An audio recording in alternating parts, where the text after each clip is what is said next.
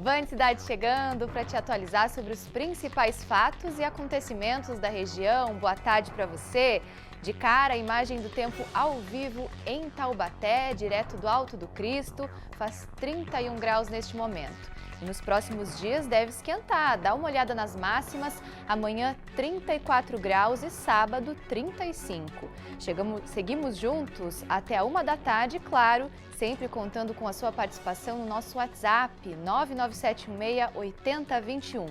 Envie mensagens, fotos e vídeos. Sua participação é sempre muito bem-vinda.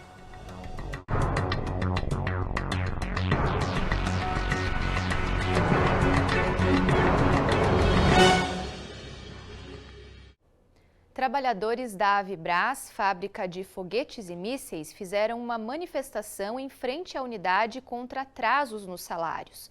Segundo o sindicato, os funcionários estão há 11 meses sem receber. Atualmente, a empresa está em recuperação judicial e cerca de 800 colaboradores estão em greve. Nessa manhã, um grupo chegou a estourar o cadeado do portão e invadiu a empresa. Jucimar trabalha na Avibraz há 10 anos, mas há 11 meses não recebe salários. Ele faz parte dos 800 trabalhadores que estão em greve. Difícil, né? Conta de luz atrasada, água, aluguel, né? Prestação do carro atrasado, com busca e apreensão a qualquer momento. Além disso, há outros 400 que estão no modo layoff, uma suspensão dos contratos. Nesta manhã, o sindicato realizou mais um ato em frente da empresa, dessa vez de ocupação do pátio para pedir por uma resposta.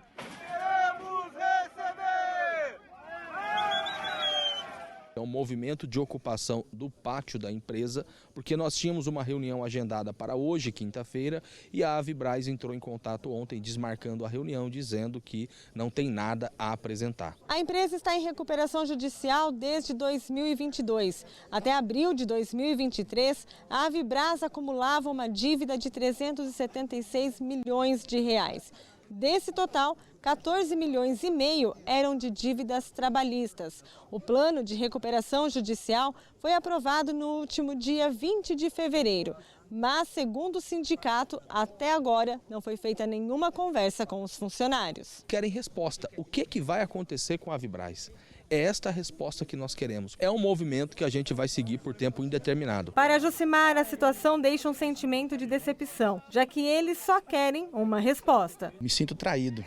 Eu me sinto traído porque 10 anos da minha vida eu trabalhei aqui e fiz o melhor.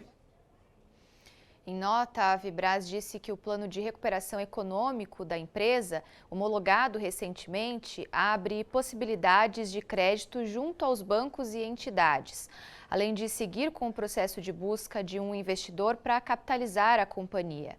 A empresa disse ainda que espera concluir todo o processo o mais breve possível para sanar as pendências trabalhistas e retomar a operação. A região já soma mais de 34 mil casos de dengue e 16 mortes. Em São José dos Campos, o último boletim epidemiológico da Prefeitura registrou 2.282 confirmações e um óbito. Para conter o avanço da doença, o município começou a intensificar ações, como a aplicação de um fumacê. Vamos saber mais ao vivo com a repórter Graziele Geronde. Fumacê está sendo aplicado em toda a cidade, Grazi? Boa tarde. Boa tarde, Carol. É exatamente isso, viu? O fumacê está sendo aplicado em todas as regiões da cidade pela Prefeitura de São José dos Campos. Essa é uma forma de combater o mosquito Aedes aegypti, que é o transmissor da dengue. O fumacê, ele não atinge as larvas, mas ele mata os mosquitos que estão voando. Segundo o Ministério da Saúde, o fumacê é uma estratégia emergencial de controle vetorial utilizado onde há a proliferação do mosquito. As gotículas de inseticidas, quando elas são lançadas pelos carros, elas entram dentro dos quintais, dentro das casas, o que ajuda então nesse combate ao mosquito Aedes aegypti. O objetivo dessa iniciativa é atingir exatamente as fêmeas adultas do mosquito para que elas parem de depositar os ovos e assim suspender a proliferação do mosquito da dengue. 5 equipes vão atuar da 1 da tarde às 4 da tarde e outras 5 das 6 da tarde às 9 da noite, de segundas às sextas-feiras, e aos sábados o Fumacê também vai passar por todos os bairros de São José dos Campos, claro que num regime de escala, e aí vai funcionar das 7 da manhã às 4h30 da tarde. A aplicação do larvicida biológico garante 80% do controle de pernilongos na cidade.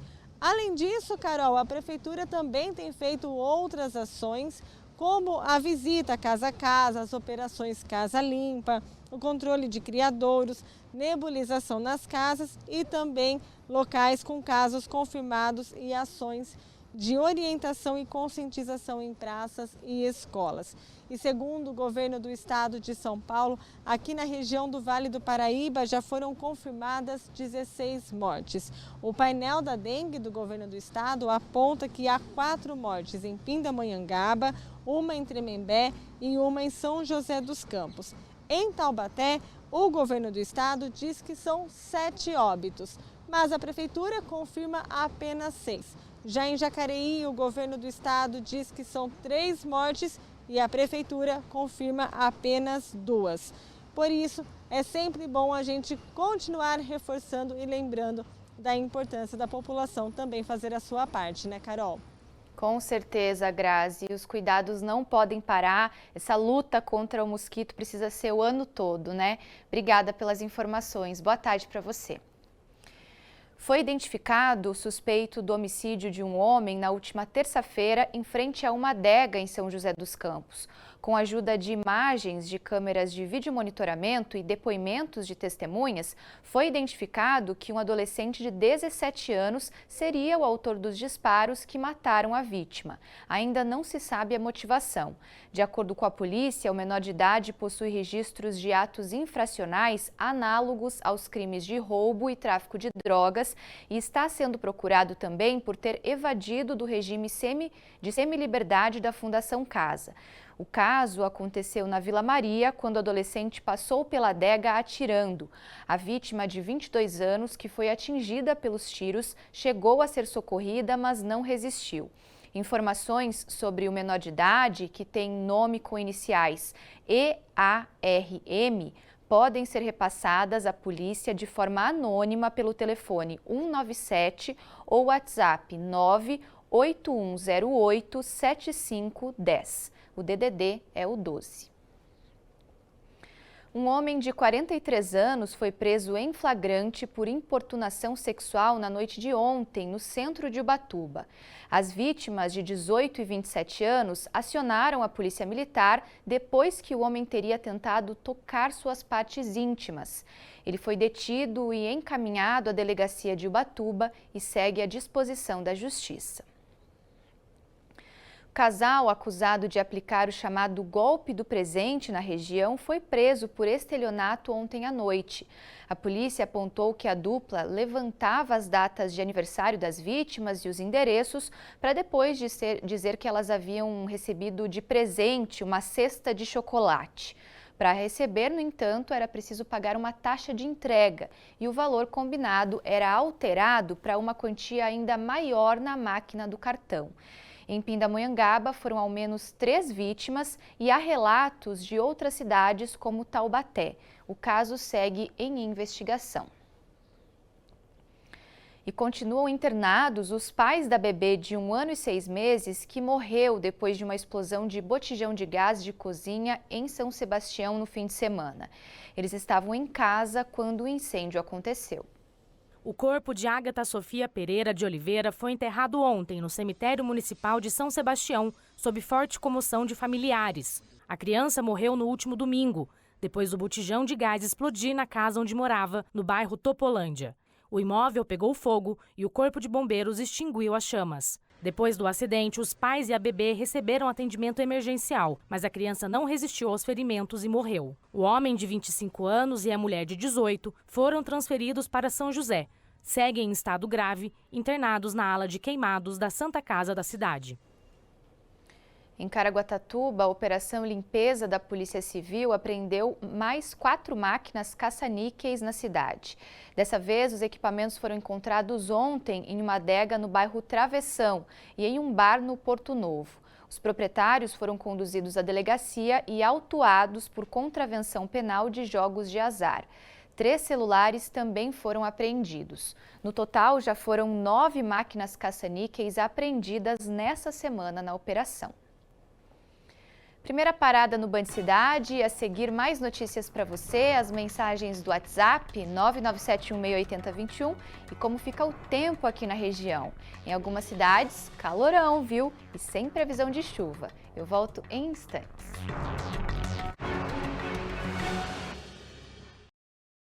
A rodovia Oswaldo Cruz, que liga Taubaté a Ubatuba, vai ser liberada hoje às 4 da tarde, segundo anúncio do DER feito agora há pouco. O bloqueio completa uma semana nesta quinta-feira por causa das fortes chuvas que resultaram em quedas de barreira e de árvores. Desde então, a alternativa para chegar ao litoral norte era a rodovia dos Tamoios. Em Guaratinguetá, o desabamento da laje de uma construção é investigado pela Defesa Civil e o CREA, o Conselho Regional de Engenharia e Agronomia. O caso aconteceu nesta quarta-feira e assustou quem passava pela Avenida Juscelino Kubitschek, uma das principais da cidade. O veículo que estava estacionado foi atingido pela estrutura, mas ninguém se feriu. O local era utilizado por uma loja de carros. Em São José dos Campos, o Tribunal de Justiça decidiu ontem manter aberta a unidade de semiliberdade da Fundação Casa, voltada para adolescentes infratores que podem deixar o local em alguns períodos. O encerramento das atividades foi anunciado no fim do último mês e aconteceu no dia 4 de março. Na ocasião, a Promotoria da Infância e o SEDECA, o Centro de Defesa da Criança e do Adolescente, entraram na Justiça contra o fechamento, pedido agora acolhido pelo TJ. Segundo a relatora do processo, o fechamento da unidade foi unilateral e sem qualquer participação dos setores que atuam na promoção dos direitos dos adolescentes. Na época, a Fundação Casa alegou baixa quantidade de jovens atendidos. Procurada sobre a decisão do TJ, a instituição disse que não irá comentar o caso. Energia e segurança, como superar a crise financeira nas cidades e os desafios do financiamento da saúde pública. Os temas são debatidos hoje no 3º dia de programação do Congresso Estadual de Municípios, que acontece nesta semana em Campos do Jordão. Repórter Leandro Sampaio acompanha o evento e conta pra gente agora quais autoridades estão previstas nesse ciclo de palestras. Oi, Leandro, boa tarde para você. Boa tarde, Carol. Boa tarde a todos que nos acompanham. Olha, o evento, então, às 5 horas da tarde, nós vamos ter aí uma palestra com o vice-presidente da República, o Geraldo Alckmin. Ele vai falar, então, sobre os desafios e inovação na economia verde, no desenvolvimento industrial, comercial e serviços. A gente está acompanhando, então, o Congresso Estadual de Municípios desde segunda-feira e a gente está acompanhando bem de pertinho para mostrar para vocês. Inclusive, agora, eu vou pedir para o Ulisses, aqui o Gogliano, mostrar um pouquinho para vocês as imagens da feira. A gente está aqui em Campos do Jordão. Olha, outros temas sobre o mercado financeiro também vão estar em pauta, viu? Como superação de crise financeira e oportunidades para os municípios identificarem aí o crescimento e inovação nas nossas regiões. Estamos no 4º dia, como eu falei para vocês, do Congresso Estadual de Municípios, um evento aí voltado para os gestores públicos, que acontece aqui na cidade de Campos do Jordão, um dos polos turísticos do Vale do Paraíba e muito conhecido no Brasil todo. A programação de hoje, então, começa daqui a pouco, à 1 hora da tarde, com uma palestra do Sebrae Empreendedor. Eles vão falar também sobre a força dos pequenos negócios. Outro tema que será abordado lá por volta da 1h30 da tarde é resiliência energética e segurança nas cidades futuras. O evento é realizado anualmente há 66 anos já. O evento é promovido pela APM, onde representantes aí de poderes executivo, legislativo e judiciário se encontram para debater, então, importantes temas dos municípios aqui da nossa região. A Band, como eu falei para vocês, está acompanhando todo o Congresso Estadual de Municípios e a gente traz mais novidades no Band Cidade, 2ª edição. É com você, Carol. Valeu, Leandro, trazendo todas as informações do 4º dia de congresso, corrigindo então, né, não o 3º, como eu disse anteriormente. Obrigada pelas informações. Boa tarde para você. Hora da previsão do tempo, hoje não deve chover na região, mas o céu pode ficar encoberto em algumas cidades. No litoral norte e na Serra da Mantiqueira, temperaturas mais amenas. Já no Vale do Paraíba, a tarde vai ser quente. Dá só uma olhada aqui no nosso telão. Começando a previsão com o litoral norte, em Ubatuba hoje a máxima não deve ultrapassar dos 27 graus. Sol entre nuvens e bastante nebulosidade por lá, à tarde deve ficar com o céu mais nublado. Em Ilhabela, céu nublado também, máxima de 27 graus. E Campos do Jordão, na Serra da Mantiqueira, temperaturas ainda um pouco mais baixas, máxima de 25 graus. Por lá, sol entre nuvens nessa quinta-feira. Em Jacareí, mais quente, máxima de 32 graus hoje e o céu deve ficar mais nublado por lá.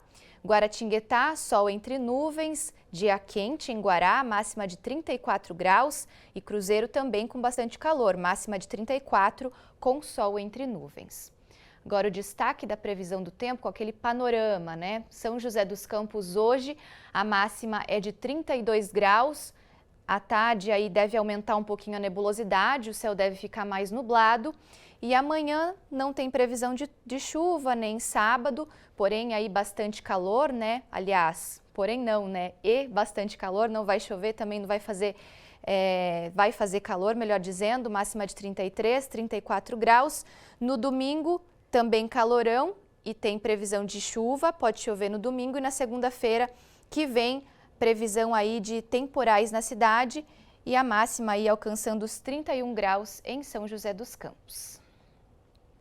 Já mandou mensagem para o nosso WhatsApp? Esse é o espaço do jornal em que mostramos algumas participações de telespectadores que estão juntinhos com a gente. Participe no 997168021, estamos abertos a receber comentários, sugestões e reclamações. De olho na tela, então, para a gente acompanhar quem interagiu com a gente. O Josué de Taubaté mandou o seguinte: em casa, todo dia tem Band Cidade, forte abraço. Valeu, José. Obrigada aí pela sua participação. Abraço para você, para todo mundo de Taubaté que nos acompanha. O Dionísio de São José dos Campos escreveu o seguinte: boa tarde, Carol. Abraços para você e sua equipe de primeira. Valeu, Dionísio. Grande abraço para você também. Obrigada aí pela sua companhia. Próxima mensagem, agora a participação da Gleide de Cruzeiro. Boa tarde, estou ligada no melhor jornal do Vale do Paraíba. Poxa, obrigada, Gleide, pelo seu carinho com a gente. Muito feliz de saber que você gosta de nos acompanhar, viu? Agora é o Danilo de São Sebastião, no litoral norte. Boa tarde, moro em Boiçucanga e no bairro não tem nem saneamento básico, nem energia elétrica. Poderiam me ajudar? Danilo, a Prefeitura de São Sebastião informou que, nesse caso, a responsabilidade seria da EDP e da Sabesp. As empresas foram procuradas pela nossa produção e a gente aguarda o retorno. Band Cidade vai para o segundo intervalo e, na sequência, como a agricultura puxou o PIB e o impacto disso na região. Empresas que atuam por aqui vivem um bom momento. Eu volto já já.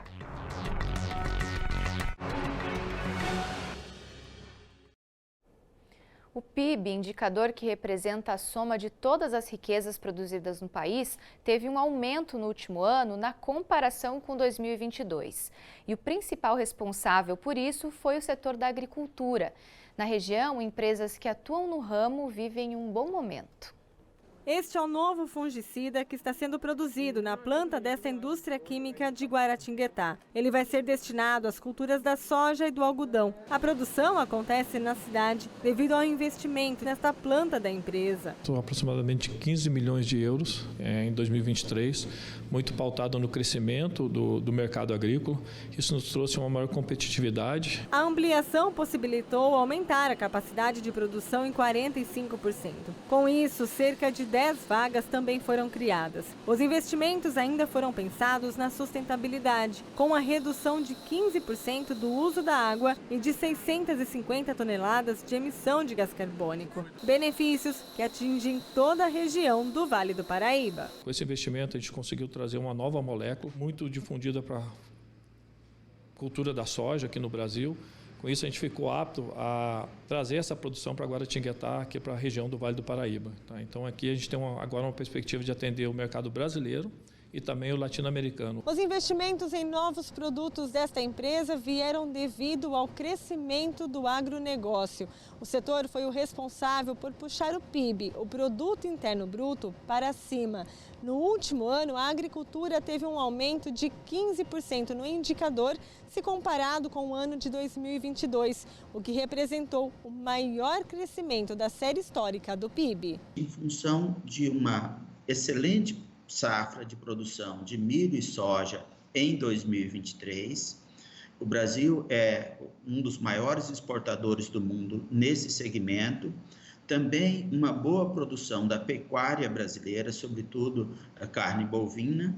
Então, a grande produção do setor de soja, milho e carne acabou provocando esse crescimento do PIB do setor rural. Com a grande quantidade de empresas ligadas ao setor instaladas na região, o crescimento foi positivo, principalmente em relação à geração de empregos. A empresa de Guaratinguetá espera que 2024 seja ainda de crescimento, tanto que por aqui são investidos 950 milhões de euros por ano em pesquisas. Pensando no PIB brasileiro, uma perspectiva de crescimento das atividades industriais. Nós tivemos no Brasil, a partir de 2023, a recriação do Ministério de Indústria e Comércio.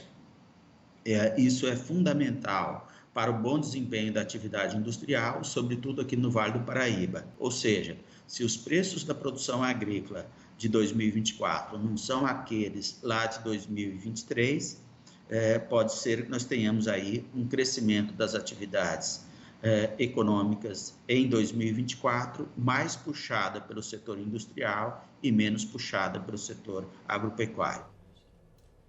Antes de me despedir, eu lembro você que hoje tem Vale Urgente às 4 da tarde, com a presença de mais um prefeito da região, fazendo uma retrospectiva sobre os últimos anos de gestão municipal. O convidado dessa quinta-feira é Thales Gabriel, de Cruzeiro. Cláudio Nicolini te espera a partir das 4 da tarde, não perca. Esse foi o Band Cidade, agora eu te deixo muito bem acompanhado com a dupla do Falando Nisso, Lucas Sanseverino e Águida Queiroz. Boa tarde, pessoal, tudo bem? Como é que tá aí a programação pro Falando Nisso de hoje? Oi, Carol, boa tarde. Boa tarde, amigo. Boa tarde. Para todo mundo que está assistindo. Hoje a gente vai ter um dia de prevenção e falar também sobre saúde do intestino. Legal. Saúde, então, é o tema principal de hoje. Março Azul. Março Tem até Azul. uma cor, sabia? Falando então do câncer intestinal. Então a gente vai explicar também sinais, sintomas, como prevenir. Carol, vai ser bem legal o programa. Legal mesmo. Eu estava pensando aqui que o mês de março tem várias cores, né? Tem essa que vocês falaram, tem também lilás, se eu não me engano, por conta da endometriose. Então é um mês aí de muitas campanhas, né, em relação à saúde. Tem o Bacana. lilás, que é o câncer, na verdade, que a gente até tratou no Colo programa. de útero, né? não é? Colo de útero. Colo de útero, E isso. o endometriose é amarelo. A gente vai tratar também semana que vem. Boa. Endometriose que você citou. Legal, gente. Então, um bom programa para vocês. Beijão. Até amanhã. Obrigado, Beijo, Carol. até amanhã.